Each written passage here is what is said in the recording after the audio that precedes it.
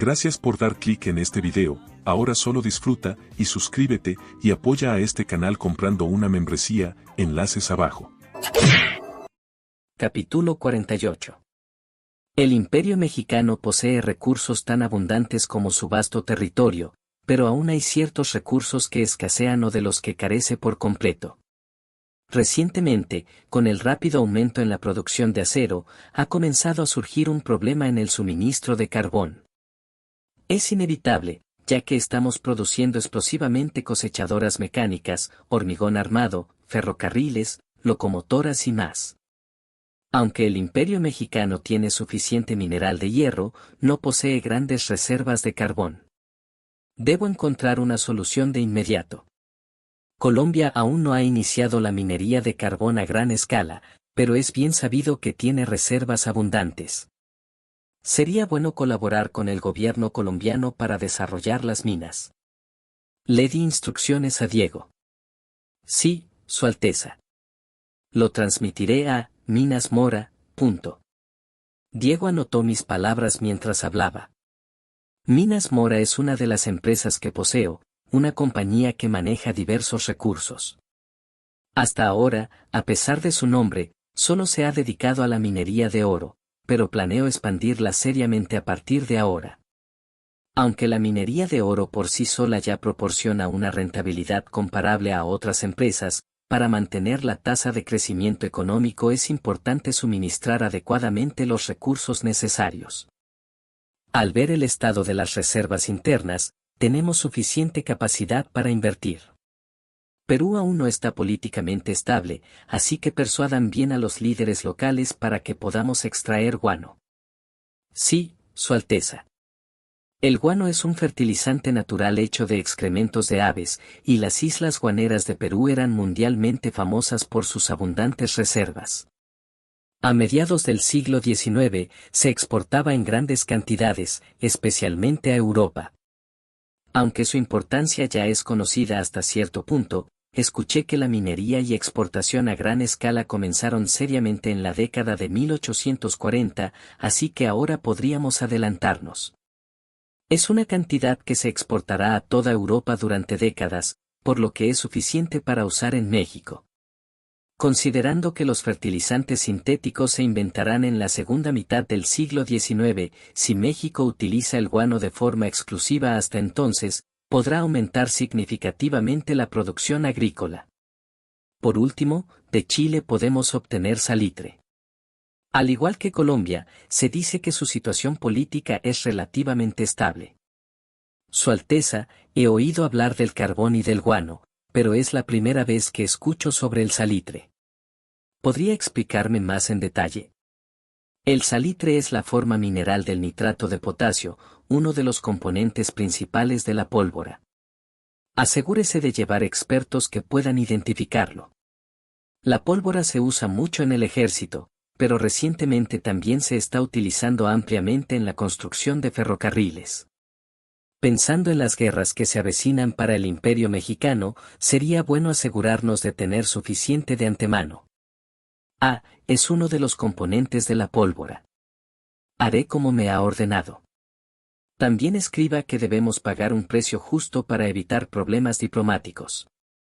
Y asegúrese de enfatizar que somos países hermanos que se independizaron de España. Sí, enfatizar ese punto podría ser de ayuda. En realidad, más que ser de gran ayuda, probablemente solo reducirá ligeramente su reticencia. La conclusión de las negociaciones dependerá de la cantidad de plata que ofrezcamos. Aún así, el hecho de que nos hayamos independizado del mismo país y que compartamos el mismo idioma no es un factor insignificante. Su Alteza, en resumen, carbón de Colombia, guano de Perú y salitre de Chile.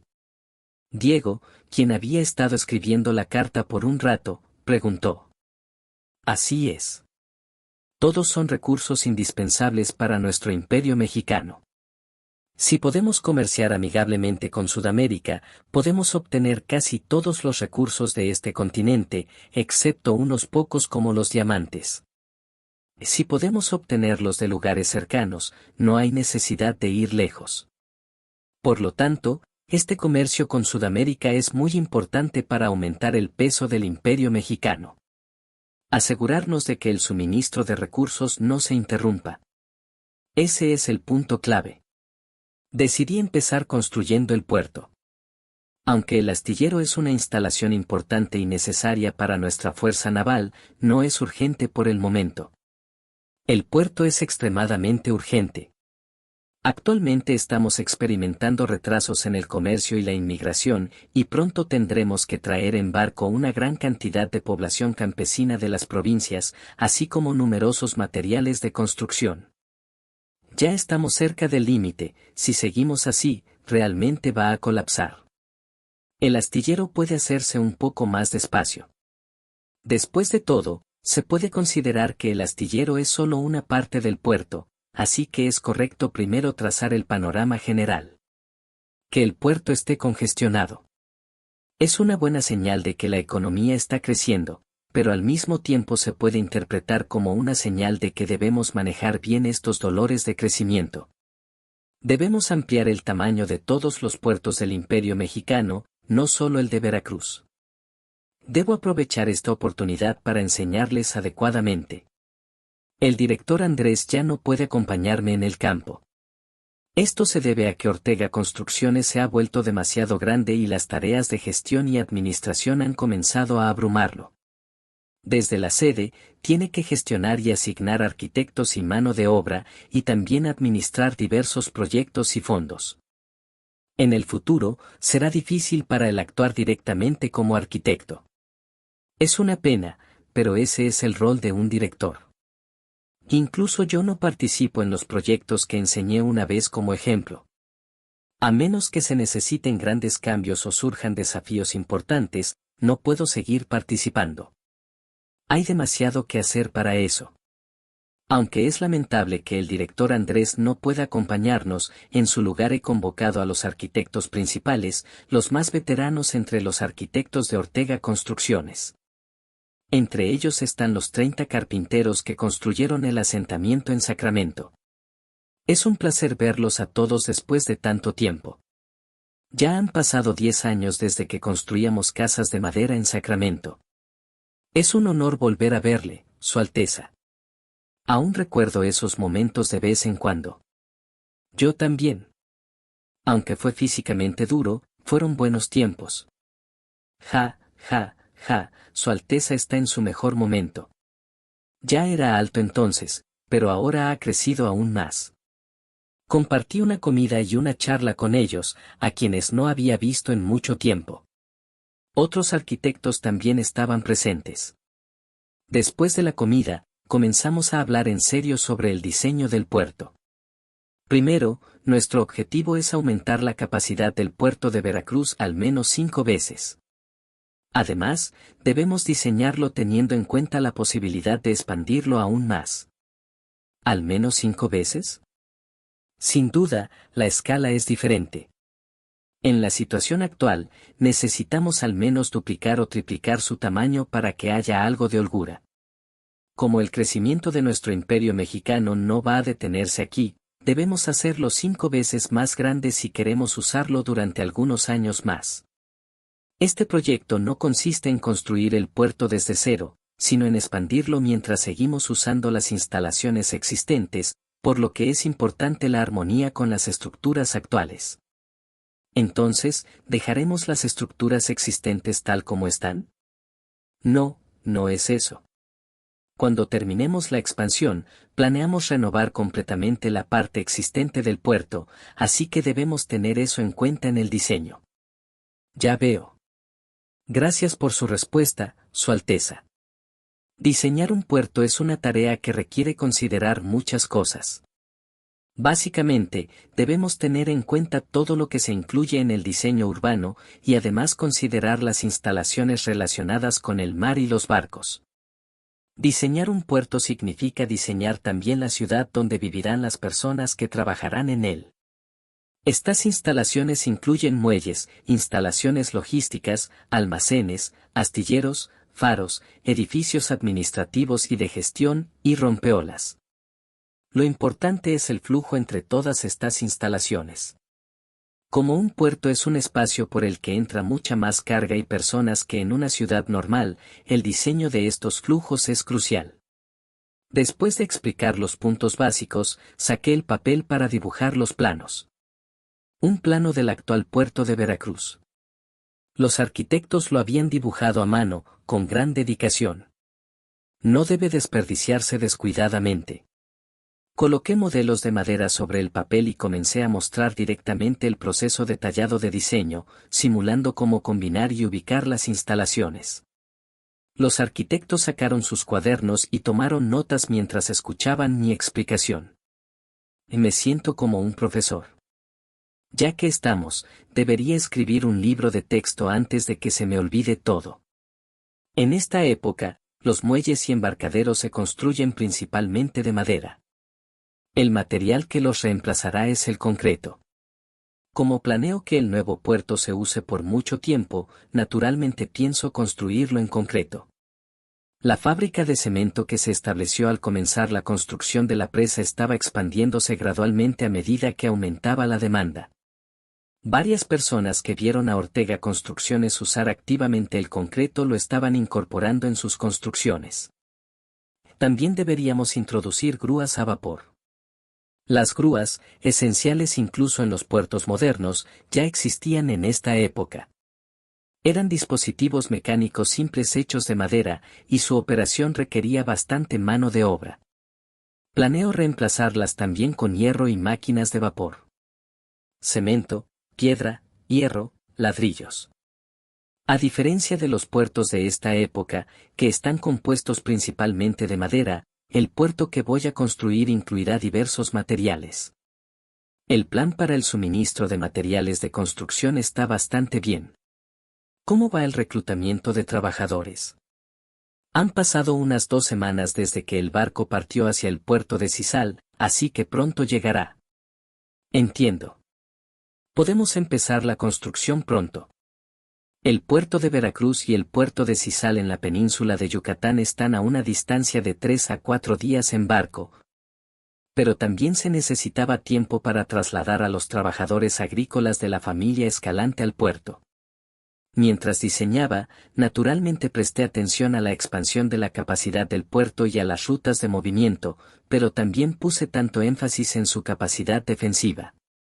En la historia original, la Guerra de los Pasteles ocurre en 1838, dentro de 5 años. El evento que desencadenó esta guerra es bastante peculiar. Comenzó cuando un pastelero francés presentó una queja al gobierno francés diciendo que su tienda había sido saqueada por oficiales mexicanos. Por eso se le llamó la Guerra de los Pasteles. Francia exigió una indemnización de 600,000 pesos, 3 millones de francos, alegando que no solo ese pastelero sino otros franceses en México habían sufrido pérdidas de propiedades. En aquel entonces, la situación de México era caótica, por lo que es cierto que la seguridad pública era deficiente. Pero considerando que el salario diario de un trabajador mexicano era apenas $1, la cantidad de indemnización era absurda. Es una suma equivalente a 1,650 años de salario diario. Por supuesto, no era una cantidad razonable, fue una grave atrocidad de Francia que aprovechó un pretexto para extorsionar legalmente. Ahora que lo pienso, sería bueno colocar una pequeña fortaleza y baterías aquí también. Alteza, sé que tiene sus razones, pero me preocupa que haya demasiadas baterías. ¿Es así? Debería ajustarlo un poco. Francia ganó la guerra con bastante facilidad. Trajeron su flota, bloquearon el puerto de Veracruz y lo bombardearon, eso fue todo. México, que ya era pobre en la historia original, no pudo resistir este ataque. Después de varios meses de bloqueo, México se rindió sin poder reducir ni un peso de los 600,000 pesos. Aunque en este mundo la seguridad del Imperio mexicano está estabilizada, uno nunca sabe. El enemigo de México no es solo Francia. La estrategia que utilizó Francia puede ser empleada por cualquier país que tenga una flota. Los puertos de nuestro imperio deben ser fuertes y tener capacidad de autodefensa. Aumenté la capacidad defensiva en el diseño, sin ser demasiado excesivo. Después de unos días más, los trabajadores comenzaron a llegar. El personal de Construcciones Ortega empezó a dirigir a los trabajadores que iban llegando. ¿Qué? ¿Nos van a contratar aquí mismo? Sí, así es. Hoy pueden instalarse en el alojamiento temporal y comenzar a trabajar mañana. Ja, eso está bien. Nos van a pagar el salario diario, ¿verdad? No se preocupe. Es la compañía de Su Alteza el Príncipe Heredero. No hacemos cosas como estafar a la gente. Como no había edificios para alojar a miles de personas, tuvieron que quedarse en aldeas de tiendas de campaña, pero las comidas y los salarios diarios se les proporcionaron puntualmente. No tengo que preocuparme por los almacenes o los edificios administrativos, ¿verdad? Le pregunté al arquitecto jefe. Así es, Alteza. Los hemos construido incontables veces en los últimos 10 años, así que no se preocupe. Bien. Entonces, antes de construir el muelle, empecemos con los cimientos del puerto. Sí, Alteza. Para realizar sin problemas el comercio con Sudamérica que ordené recientemente, debemos apresurarnos con la ampliación del puerto. Capítulo 49. Verano de 1833. Han pasado 2 meses desde que comenzamos la construcción tras finalizar el diseño de la ciudad portuaria, y finalmente llegó lo que estaba esperando, el patrón del metro y el patrón del kilogramo. Había ordenado su compra desde Francia, y por fin habían llegado. ¿Por qué tardaron tanto?, pregunté. Sabía que no llegarían durante el diseño, pero esperaba que estuvieran aquí antes de comenzar la construcción en serio. Quería corregir todos los planos utilizando el sistema métrico antes de empezar la obra. El retraso hizo imposible tener a miles de trabajadores esperando, así que tuvimos que empezar la construcción sin ellos. El retraso fue porque solo hay un patrón original de platino, así que nos llevó tiempo hacer las copias. Lo siento mucho, Alteza. Ya veo. No te preocupes. Tiene sentido. Pensé que habría al menos una copia disponible, pero al parecer no era así. Aunque podría haber usado barras y cilindros de hierro sin ningún problema, quería tenerlos de platino. El platino es químicamente muy estable y no se deforma ni se corroe con el tiempo. Por eso, Francia lo usó para crear los patrones de medida. Y tiene un gran valor simbólico. Hoy en día, estos estándares físicos ya no se utilizan. Desde 2019, el kilogramo se define en función de la constante de Planck, y el metro en relación con la velocidad de la luz. Pero eso solo hace que estos objetos tengan más valor histórico. Introducir el sistema métrico es un logro significativo. Y poder mostrar esos patrones físicos como símbolo de ese cambio tiene un gran valor. Algún día acabarán en un museo. Exhibir estos patrones de platino traídos de Francia será mucho más impresionante que simplemente mostrar trozos de hierro. De todos modos, has hecho un gran trabajo. Me aseguraré de que recibas una compensación adicional, capitán. No es necesario, Alteza. Ha sido un honor desempeñar un papel importante en la introducción del sistema métrico en nuestro imperio mexicano. El capitán ciertamente jugó un papel clave. Cuando propuse a mi padre la introducción del sistema métrico, insistí en que se enviara una fragata para evitar posibles incidentes como los que ocurrieron en la historia original de Estados Unidos. En 1866, 33 años después de este momento, el Congreso de Estados Unidos aprobó una ley para legalizar el uso del sistema métrico. Como parte de esa iniciativa, el gobierno estadounidense ordenó patrones de medición precisos a Francia. Sin embargo, el barco que transportaba esos patrones se hundió en el Caribe. Se rumorea que fue hundido por un corsario británico. Este incidente contribuyó a que el sistema imperial de medidas, el maldito sistema de yardas y libras, no desapareciera por completo en Estados Unidos. Aunque Estados Unidos finalmente recibió los patrones, eso no ocurrió hasta 1889, 23 años después. Es solo una suposición, pero si Estados Unidos hubiera recibido los patrones correctamente en 1866, tal vez habrían adoptado el sistema métrico. Para evitar una tragedia similar, envié una fragata con los patrones y, afortunadamente, todo llegó bien. Aunque el capitán rechazaba el reconocimiento, tenía la intención de recomendar a mi padre que lo promoviera y le otorgara una recompensa considerable. No estoy seguro de si obtendrá la promoción, pero al menos le darán una buena recompensa. Ahora, ¿qué hacer con esto? Había un patrón de metro y un patrón de kilogramo de platino, y 3 de hierro para cada uno. Envía los de platino a Ciudad de México. Los de hierro deben enviarse uno a Ciudad de México, otro a Las Truchas, y mantén uno aquí para su uso. Sí, Alteza. También incluye una carta dirigida a LAC Precision Machinery, solicitando que hicieran copias precisas de los patrones de hierro. Después de despedir al capitán, convoqué a los arquitectos. Es mejor implementarlo de inmediato. Si no presiono activamente, la implementación de este nuevo sistema de medidas podría demorarse indefinidamente. Habrá algunas quejas, pero lo seguiré adelante. ¿Ven esto?, dije, mostrándoles los patrones recién llegados. Sí, Alteza. Parece una barra y un cilindro de hierro. ¿Para qué se usan? Esto es el patrón del metro y el kilogramo, las nuevas unidades de medida que estamos introduciendo en el Imperio Mexicano. Vaya. Es sorprendente ver algo tan tangible. El sistema de yardas y libras siempre me ha parecido un tanto improvisado. El sistema de yardas y libras nunca tuvo un patrón estándar claro. Aunque tanto el Reino Unido como Estados Unidos hicieron esfuerzos por estandarizarlo a mediados y finales del siglo XIX, no lo lograron por completo y aún existen variaciones regionales.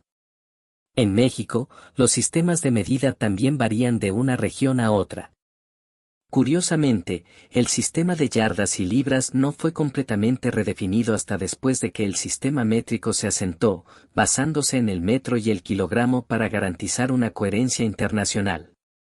En este momento, apenas hay esfuerzos de estandarización a nivel global, cada país sigue sus propias reglas. A partir de ahora, todas las longitudes, pesos, volúmenes y masas del Imperio Mexicano se definirán según este sistema métrico. Por supuesto, también lo aplicaremos en las obras de construcción. Alteza, aunque tener un estándar claro es beneficioso, creo que al principio causará bastante confusión. A los obreros de la construcción ya les cuesta manejar el sistema de yardas y libras. Uno de los arquitectos principales tocó un tema relevante. Los obreros en Veracruz provienen de haciendas en la península de Yucatán, donde han pasado toda su vida trabajando en el campo. Muchos de ellos ni siquiera entienden bien el sistema de yardas y libras, por lo que ya los estábamos capacitando en él. El sistema métrico es mucho más sencillo para hacer cálculos. Es probable que la formación de los trabajadores sea más rápida. Les enseñaré cómo hacer los cálculos, presten atención. Les expliqué el sistema métrico y su facilidad para calcular. Oh. Esto es mucho más simple, Alteza. Creo que aprenderán más rápido de lo que imaginaba. Después de lidiar con unidades como una milla igual a 1760 yardas, una yarda igual a 3 pies, un pie igual a 12 pulgadas, ver algo tan claro como un kilómetro igual a 1000 metros. Un metro igual a 100 centímetros, un centímetro igual a 10 milímetros debe ser un alivio. Llevo más de 10 años luchando con el sistema de yardas y libras, y cada vez que lo usaba, sentía una profunda incomodidad. Veo que han entendido rápidamente la utilidad del sistema métrico. Así que vamos a implementarlo de inmediato. Sí, Alteza. Los arquitectos, convencidos de la utilidad del sistema, comenzaron a moverse con entusiasmo, convirtiendo los planos a la nueva unidad y enseñando a los trabajadores sobre el sistema métrico. Al menos podremos diseñar el astillero desde el principio utilizando el sistema métrico. Cambiar un plano hecho en yardas y libras a metros no encaja bien y visualmente no se ve bien. Ahora que conocen la eficiencia del sistema métrico, asegúrense de usarlo también al construir los barcos, les dije a los técnicos navales que había traído de España y a los que la Marina estaba formando. Sí, Alteza. Solo estamos esperando que el astillero esté listo. Estamos ansiosos por empezar a construir los barcos, respondió uno de ellos, con voz de urgencia. Estos técnicos navales llevan 5 años en México, habiendo emigrado forzosamente desde España. Aunque los hemos tratado bien, no han podido trabajar plenamente, por lo que es comprensible que estén impacientes. Lo entiendo. Queremos hacer las cosas bien desde el diseño, así que tengan un poco más de paciencia. Aunque yo me encargaré del diseño, quiero que ustedes participen también, ya que serán quienes lo utilicen. Entendido, Alteza. Ellos no son expertos en construcción, solo tienen la experiencia de haber trabajado en astilleros. Sin embargo, sus conocimientos eran valiosos.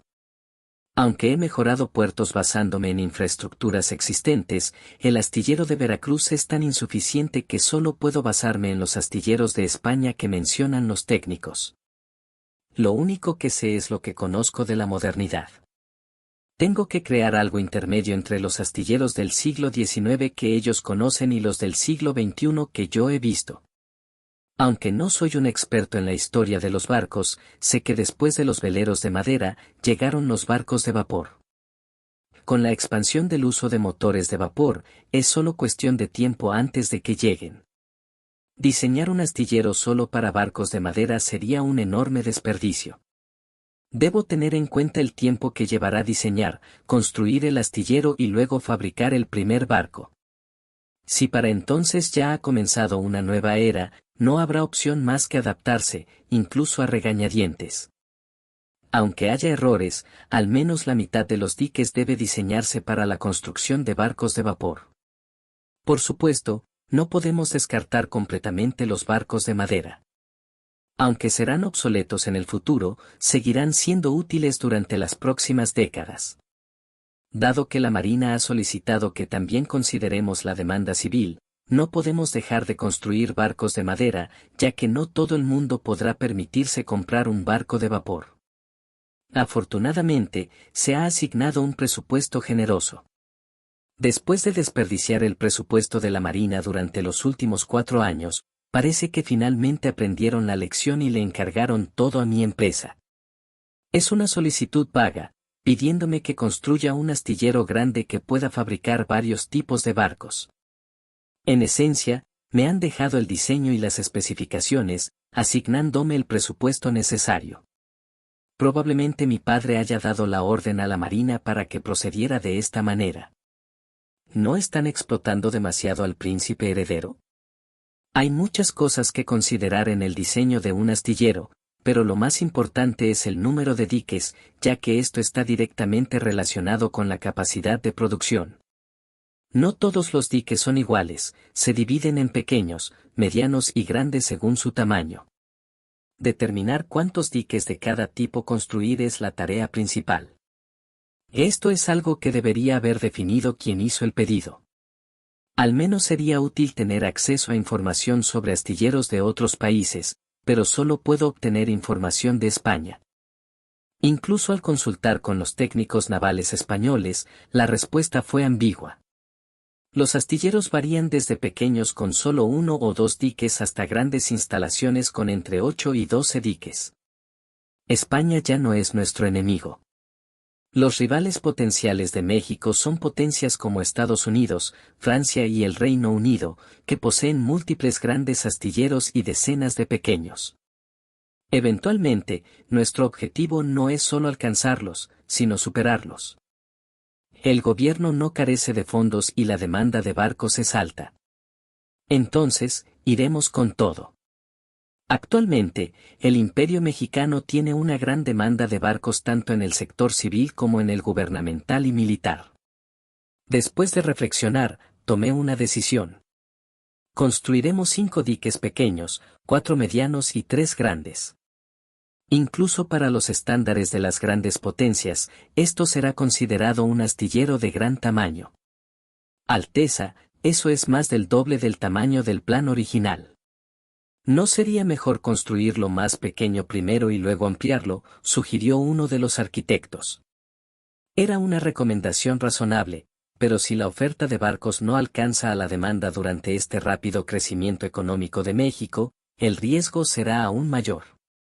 Aquí es necesario asumir riesgos para mantener el crecimiento. No, la demanda de barcos es suficiente. Seguiremos adelante. Yo asumiré toda la responsabilidad. Nunca olvidemos que nuestro principal enemigo es Estados Unidos. Aunque actualmente es un país joven, su tasa de crecimiento es la más alta del mundo. Tenemos que seguirles el ritmo. Después de varios meses ocupados construyendo el puerto y el astillero, recordé que había instalado una oficina de inmigración en Veracruz. Es un departamento gubernamental que propuse personalmente y para el cual designé a un responsable. ¿Su nombre era Rodolfo? Él fue quien propuso la inmigración administrativa. Creo que sería una buena idea hacer una visita. Decidí visitar la oficina de inmigración. Entonces, la inmigración administrativa y urbana se maneja aquí en Veracruz, mientras que los colonos se envían al puerto de Texas. Me explicaron que los colonos estaban llegando directamente de Europa a Texas. Sí, Alteza. Usted dio esa orden en su momento, y así lo hemos estado manejando. Lo había dicho en ese momento. Texas tiene mucho terreno vacío, por lo que es más práctico asentarlos directamente allí. Además, está un poco más cerca de California para cuando llegue el momento de enviar gente. Has hecho un buen trabajo. ¿Hay algo que falte? No, Alteza. Con el apoyo suficiente en personal administrativo, hemos podido manejar las tareas de manera eficiente. Muchas gracias. Me alegra oírlo. Por cierto, en cuanto a Texas, ¿a qué puerto exactamente los estás enviando? Estamos enviándolos al puerto de Galveston. Entiendo. Actualmente, el 30% de los colonos están siendo asentados en Texas, mientras que el 70% se están estableciendo en California. Texas es más grande que California, pero también recibía inmigrantes de Estados Unidos, por lo que se buscaba mantener un equilibrio entre ambas regiones. En Texas, pensé. En la historia original, Texas se rebeló, logró su independencia y finalmente solicitó su anexión voluntaria a Estados Unidos. En este mundo, para evitar esa situación, reduje significativamente los beneficios que se les ofrecían a los inmigrantes y también me aseguré de que más mexicanos se asentaran en la región. Además, envié a varios gobernadores y funcionarios públicos para supervisar la zona. Aún así, será mejor que lo verifique. El haber implementado medidas no significa que el problema esté resuelto. Recordé lo que ocurrió en California con los nativos. Sabía que había pueblos indígenas allí y que podrían atacar, así que había enviado soldados para proteger cada asentamiento y establecido oficinas de Ríos Express con guardias en cada pueblo. Pero cometí el error de subestimar el tamaño de la población indígena. Pensé en términos del futuro, sin verificar la realidad de los datos en ese momento. Aunque he tomado medidas en Texas. ¿Quién sabe si habrá surgido otro problema? En el caso de los Chumas en California, me enteré cuando ya habían ocurrido varios incidentes pequeños. Aunque actué rápidamente, lo hice después de que estallara un problema mayor. Para evitar esto, debo actuar de manera preventiva. Necesito una organización de inteligencia. Una organización que recopile y organice información de manera sistemática para luego informarme de manera oportuna. El problema es que el Imperio Mexicano no tiene una institución como esa, y parece que también tendré que crearla. Para eso, necesitaré encontrar personas capacitadas, lo cual será un desafío. Para la administración o la ingeniería, puedo encontrar personas con la formación adecuada, pero ¿y para una organización de inteligencia? Ahora que lo pienso, había algunos que hicieron algo parecido durante la guerra con España. Hubo oficiales de la Marina del Imperio Mexicano que se infiltraron en los puertos de Cuba para recopilar información sobre el ejército español. En ese momento, El Imperio mexicano no tenía ningún barco de guerra, así que aquellos oficiales, prácticamente desempleados, fueron asignados a esa tarea. Uno de ellos desapareció, si mal no recuerdo. ¡Qué lástima! Supongo que tendré que empezar con el que queda. Él será el punto de partida de lo que se convertirá en los ojos y oídos del Imperio mexicano, la futura organización de inteligencia. Capítulo 50. ¿Dijeron que los mexicanos rechazaron nuevamente la oferta de comprar Texas? Andrew Jackson. El primer presidente de origen demócrata y el séptimo presidente de los Estados Unidos, que inició su segundo mandato con el apoyo de muchos estadounidenses tras haber promulgado con éxito la ley de traslado de los indios. Indian Removal Act. Así es, Andrew. El que respondía era Martin Van Buren. Oficialmente, el vicepresidente, pero también un antiguo aliado político de Andrew Jackson y un amigo de confianza. Andrew lo veía como su sucesor político y lo tenía en mente como el próximo candidato presidencial del Partido Demócrata. Ambos se trataban con informalidad cuando no había más personas presentes. ¿Seguro que le ofreciste a ese príncipe bastardo un soborno adecuado? Eso dicen. Maldita sea. Estados Unidos había comenzado en el noreste de América del Norte, pero seguía avanzando hacia el sur y el oeste. Tras la compra de Luisiana a Francia, los estadounidenses habían ocupado vastos territorios sin obstáculos hasta que México se interponía en su camino. Particularmente, Texas, un territorio vecino al de Estados Unidos, se había ganado la reputación de ser una tierra fértil para la agricultura, lo que atraía a los estadounidenses, convirtiéndose en una molestia para México. Lo que comenzó como una leve irritación por la inmigración estadounidense a Texas, creció tanto que provocó la ira de los altos mandos del gobierno estadounidense. Martín, ¿no hay realmente ninguna manera de arrebatar Texas de las manos de México? La única excusa que tenemos contra México es que nos deben una gran suma de dinero, pero han estado pagando puntualmente tanto el capital como los intereses, así que no podemos usarlo como pretexto para tomar su territorio. La justificación de México para mantener su territorio era sólida, y no había manera de tomarlo sin recurrir a la fuerza. Técnicamente, la justificación provenía de España, pero Estados Unidos, como una excolonia que también se había independizado, no podía simplemente ignorarla sin invalidar su propia legitimidad. Incluso después de su independencia, México había luchado y ganado una guerra contra España, y Gran Bretaña reconoció esa victoria. Así que, no tenemos ninguna justificación legítima. ¿No podemos simplemente mover al ejército? Famoso por su temperamento, Andrew Jackson inmediatamente pensó en movilizar tropas al escuchar que no había un camino legítimo. Con 13 duelos en su historial, tenía un enfoque implacable. Su esposa, Rachel, había estado previamente casada, pero finalizó su divorcio antes de casarse con Jackson. Sin embargo, hubo rumores de que había iniciado una relación con él antes de que el divorcio fuera oficial, lo que les acarreó críticas sociales. Andrew defendió su honor buscando a quienes hablaban mal de él y los mataba en duelos. No podemos usar al ejército. Gran Bretaña intervendría de inmediato. Con el problema de Oregón, no perderían esa oportunidad. Oregón era otra vulnerabilidad crucial para Estados Unidos. Mientras México tuviera California, Estados Unidos no podría acceder al Pacífico sin Oregón. Maldita sea. No podemos hacer esto ni aquello. Es desesperante. Texas debería pertenecer a Estados Unidos. Andrew, hablando casualmente sobre tomar el territorio de otro país. Mientras lo observaba, Martín se sumió en un breve pensamiento y luego propuso una idea. Si no podemos intervenir directamente, ¿qué te parece si encontramos una manera de obtenerlo indirectamente? ¿Indirectamente? Habla más claro, Martín.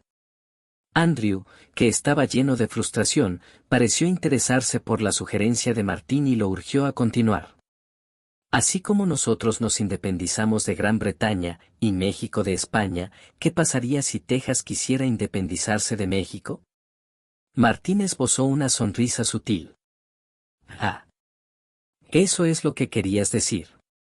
Sabía que podía contar contigo, Martín. Independizamos a Texas y luego lo anexamos a los Estados Unidos. Exacto. Y si lo hacen con una solicitud voluntaria de anexión, sería incluso mejor. Y genial. Tenemos que empezar a planear esto de inmediato. ¿Por dónde deberíamos comenzar? Primero, tendremos que infiltrar a nuestros agentes en Texas. ¿Y esos agentes reclutarán a personas influyentes entre los tejanos de origen estadounidense? Exacto. Tendremos que apoyarlos para que puedan ejercer su poder. Como viejos aliados políticos y amigos, ambos trabajaban en perfecta sintonía. Se sumergieron por completo en sus planes para arrebatar Texas a México, perdiendo la noción del tiempo. La persona que esperaban no llegó, pero en su lugar apareció alguien que creían desaparecido.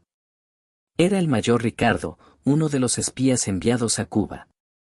En ese entonces, era capitán, pero con el paso del tiempo, había ascendido a mayor. Recuerdo haber ordenado la búsqueda en Cuba sin éxito y te declaramos desaparecido. Me alegra que hayas regresado. Gracias, Su Alteza. Resultó que una tormenta lo había arrastrado, llevándolo a vivir una serie de eventos peligrosos, y después de varios años, finalmente había regresado. El mayor Esteban, que también estaba en la misión en Cuba, está fuera por otra misión. Sí, Su Alteza. Debería regresar el próximo mes. Me alegra que tú estés aquí. ¿Puedes explicarme con detalle qué ocurrió todo este tiempo? El mayor Ricardo comenzó a relatar los difíciles acontecimientos de aquellos años. De vuelta a septiembre de 1828. Maldita sea. El verano está terminando, y ahora tenemos un huracán. El capitán Ricardo Vargas, que trabajaba como espía para el Imperio Mexicano en Cuba, se encontró con un huracán mientras navegaba para transmitir información al Imperio. El mar estaba completamente descontrolado. Las enormes olas amenazaban con volcar el barco en cualquier momento. ¡Boom! El cielo no dejaba de resonar con truenos y relámpagos mientras fuertes vientos azotaban. Ante la escena apocalíptica creada por el huracán, el capitán Ricardo estuvo a punto de rendirse, pero rápidamente recuperó la compostura. A pesar de no contar con una flota, como oficial naval del Imperio Mexicano, debía cumplir con su misión a toda costa. La experiencia de los marineros también fue crucial. Aunque fueran arrogantes y cobraran mucho, sus habilidades eran indiscutibles. Todos luchaban desesperadamente por sobrevivir. ¡Boom! Desorientados y sin rumbo, solo se preocupaban por salvar sus vidas. Finalmente, después de escapar del huracán, llegaron a una ciudad con un barco medio destruido, Nueva Orleans, en Estados Unidos. No importa cómo lo veas, regresar a Cuba con ese barco es imposible. Es un barco que no podría ir a ninguna parte. Un estadounidense, que decía hablar español, se acercó a ellos y les explicó la situación. Ricardo y los marineros, siendo hombres de mar, lo sabían bien. Intentar viajar con ese barco era un suicidio. Además, habían perdido todo su dinero, por lo que ni siquiera tenían para pagar el pasaje. ¿Mexicanos? Bueno, hay una ciudad mexicana muy lejos al oeste, pero sería una locura intentar ir ahora. El invierno llegará antes de que lleguen y será difícil sobrevivir. Habían sobrevivido al huracán, pero lo habían perdido todo, salvo la ropa que llevaban puesta y unos cuantos objetos en sus bolsillos. Por suerte, los estadounidenses no fueron fríos ni indiferentes con el capitán Ricardo y sus marineros, claramente náufragos. Parecen estar en una situación difícil. Puedo recomendarles algunos trabajos con gente que conozco, y con lo que ganen, pueden quedarse en mi posada. Les haré un buen precio. El amable posadero de Nueva Orleans les consiguió trabajos y les cobró poco por las habitaciones. Sin embargo, tras pagar la renta y comprar comida, apenas les quedaba algo. Gracias. El capitán Ricardo y los marineros trabajaron duro para sobrevivir, incluso durante el frío invierno. Lo que les mantuvo en marcha fue la meta de regresar algún día a sus hogares y reunirse con sus familias. El tiempo pasó y la primavera finalmente llegó. Pusieron todo el dinero que habían ahorrado sobre la mesa. Con esto, apenas alcanza para el pasaje de uno solo. Razonablemente, lo correcto era que el capitán Ricardo fuera solo a México, consiguiera un barco y regresara para llevar a sus compañeros. Pero Ricardo no podía hacer eso. Este dinero no lo he ganado solo, sería egoísta de mi parte. Los marineros que había contratado en Cuba se habían convertido en sus compañeros y camaradas. Nos vamos todos juntos, a pie. Decidieron usar el dinero que tenían para preparar el viaje, y tras despedirse del dueño de la posada, se alistaron para partir. Gracias por todo, posadero. Ustedes también han pasado por muchas dificultades en tierras extranjeras. Que les vaya bien. Y así, el capitán Ricardo y sus marineros partieron de Nueva Orleans rumbo a Texas. Pero sus pruebas no habían terminado. Maldita sea, está demasiado lejos. Por más que avanzaban hacia el oeste, no encontraban ningún asentamiento. El lugar fundado por Stephen Austin estaba a unas 511 millas, 823 kilómetros, de distancia. Agárralo bien. Entendido. Pum. El capitán Ricardo hundió su daga en un jabalí. Era un pequeño cuchillo que apenas habían podido comprar con el poco dinero que les quedaba, por lo que el animal no moría fácilmente. Muere de una vez. Pum. El jabalí finalmente dejó de moverse. Uf, prepara la comida. Sí, señor. Doye, empieza a encender el fuego. Durante el largo viaje de 511 millas, se habían comido todas las provisiones que llevaban al principio. A mitad del camino, comenzaron a cazar para sobrevivir. Tenemos que llegar antes de que llegue el invierno, así que pongámonos en marcha rápidamente. 511 millas, 823 kilómetros. Parecía una distancia manejable si caminaban 18 millas, 30 kilómetros, al día. Pero eso era si pudieran avanzar en línea recta, lo que no era el caso. El mapa que les había dado el posadero de Nueva Orleans apenas tenía marcados algunos caminos de manera muy aproximada. Incluso, el lugar señalado como el asentamiento resultó no tener nada. Capitán, no parece que no tenemos esperanza. Algunos de los marineros empezaban a desesperarse. No había nadie a quien culpar, pues todo había sido causado por fuerzas naturales. Podemos hacerlo, Juan.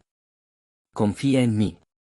Aunque él también estaba agotado, el capitán Ricardo siguió animando a sus hombres y los mantuvo en movimiento. Finalmente, llegaron al asentamiento texano del Imperio Mexicano en pleno verano, a mediados de agosto. Lo logramos. Partieron al inicio de la primavera y llegaron en pleno verano. Aunque sea, hemos llegado antes del otoño. Todos han hecho un buen trabajo. Cuando regrese a Ciudad de México, me aseguraré de recompensarlos como se merecen. Capitán, gracias a usted salvamos nuestras vidas, así que con que nos pague lo acordado será suficiente. Ahora estaban en territorio del Imperio Mexicano. Como capitán de la Marina, Ricardo podía contar con el apoyo del gobierno local. Sin embargo, el capitán Ricardo sintió una incomodidad al observar el asentamiento de Stephen Austin.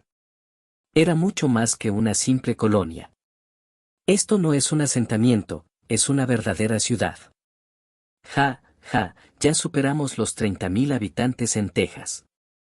Cuando se enteraron de la llegada del capitán Ricardo a San Antonio, el propio Stephen Austin salió a recibirlo y le ofreció una visita guiada. Pero aquí todos hablan inglés o alemán. Sí, bueno, la gente está acostumbrada a su lengua materna. Veo que casi no hay mexicanos por aquí. ¿La mayoría son estadounidenses? Ja, ¿de qué está hablando? Todos somos ciudadanos del Imperio Mexicano. El instinto de Ricardo comenzó a enviarle señales de alerta. Aunque no conocía todos los detalles del contrato de empresario que el gobierno imperial había firmado con Stephen Austin, permitir la creación de una ciudad tan ajena al país le parecía problemático. Decidió informar de esto al gobierno del Imperio Mexicano. ¿No hay barcos? No, tenemos un puerto improvisado y unos botes de pesca, pero no hay barcos capaces de recorrer largas distancias.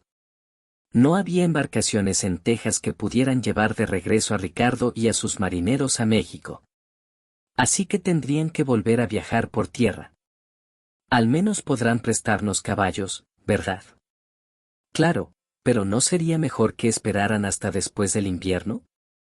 A simple vista, todos parecen estar bastante agotados. Era cierto. El capitán Ricardo y sus marineros llevaban 5 meses sin comer bien, sin poder asearse ni dormir adecuadamente. Emprender otro viaje por tierra en ese estado sería suicida. Pasaría el otoño antes de que pudieran recuperarse. Viajar en pleno invierno sería muy peligroso, así que acepto quedarnos aquí durante la estación. Por supuesto, pueden quedarse el tiempo que necesiten. Dado que tenemos que quedarnos, aprovecharé para investigar un poco más, pensó Ricardo. Se quedó en San Antonio y comenzó a investigar. Quería entender el origen de la extraña sensación que tenía. ¿Será que desconfío de todo solo por haber sido espía? No, aquí definitivamente algo no está bien. Pronto encontró muchas cosas extrañas. El problema empezaba con la composición de la población. La población total es de unas 30.000 personas. De ellas, apenas 3.000 son mexicanos. Ni siquiera se habla español, los mexicanos están aprendiendo inglés y alemán. La mayoría de los inmigrantes estadounidenses eran de origen británico y alemán. También había otro problema. La extensión de las tierras que poseen es enorme. En California, los primeros colonos recibieron hasta un máximo de 160 acres y normalmente se otorgaban entre 80 y 120 acres. Pero aquí, los colonos poseían tierras inmensamente grandes. Cuanto más investigaba, más crecían sus sospechas y Ricardo no dejó de moverse por la ciudad. Un día, de repente, Stephen Austin vino a visitarlo. He oído que ha estado paseando mucho últimamente. El invierno es frío, me preocupa que se enferme si sigue deambulando tanto.